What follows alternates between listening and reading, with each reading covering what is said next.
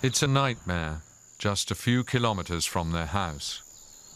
Marc Lucetti and Natasha Fouchiron live right at the foot of the Tête de l'Estrop, the peak below which so many people lost their lives.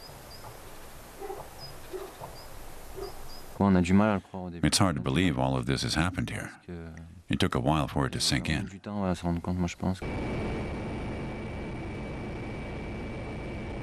On March the 24th, just before 11 a.m., Germanwings Flight 9525 crashed into the Massif in the French Alps.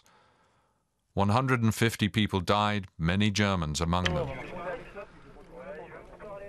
The couple offered their help immediately after the disaster, providing accommodation for relatives of the victims. Natasha works as a psychologist at a children's home in the village. She tells us that may be why she wasn't afraid of the situation or of being near people hit by such a tragedy. These people were using an enormous amount of energy dealing with the stress. First, I brought them something to eat and drink. Then I tried to identify their mental state. That's what I do as a psychologist. Everyone reacts differently to traumatic experiences. You have to watch their reactions very closely, and above all, help them find words to formulate their feelings, and just be there for them.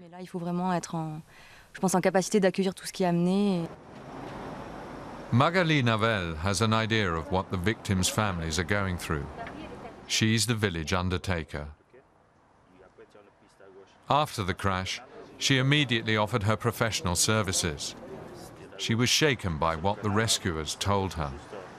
The morning of the next day, I learnt they didn't need my services because there were no bodies to be embalmed, only fragments.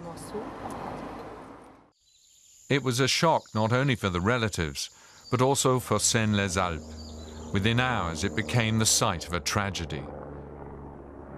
Everywhere, there were closed-off roads, police and rescue workers. Journalists laid siege to the small mountain village.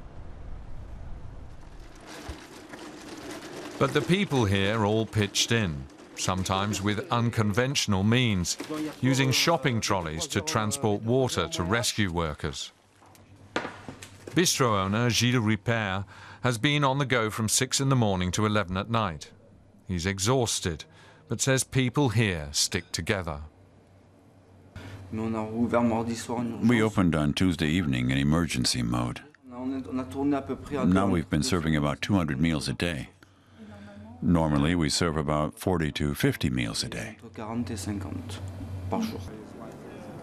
The victims' relatives are being strictly shielded from publicity during these days of mourning. We met a German at a memorial church service who's lived in the region for 15 years. Nikki Weiss has constantly been busy since the day of the crash. Nobody knew whether relatives would be arriving on Tuesday evening or Wednesday morning or when. So it was good there was someone who could communicate with them, even though the Red Cross took care of the rest. She's been touched by how much mutual trust there has been between the French and the Germans. Some people phone me and ask me, one after another, to translate for them and explain things.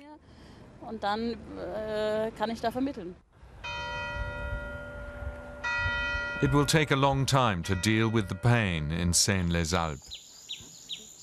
Natasha Fouchiron and Marc Lucetti know that. But in the past few days, they too say they've sensed a deep solidarity that goes beyond borders.